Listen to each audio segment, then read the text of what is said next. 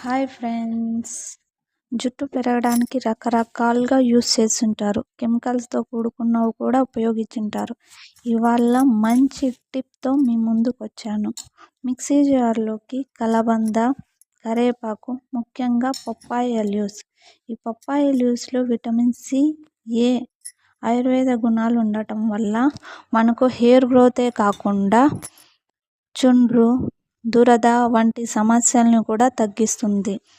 Mixie జార్లో వేసుకున్న వాటిని మెత్తటి పేస్ట్లా చేసి వడగట్టుకొని దీంట్లోకి కోకోనట్ ఆయిల్ వేసి హెయిర్కి స్ప్రే చేయాలన్నమాట.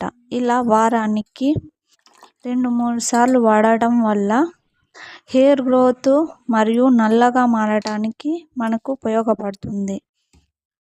Please support and subscribe my channel.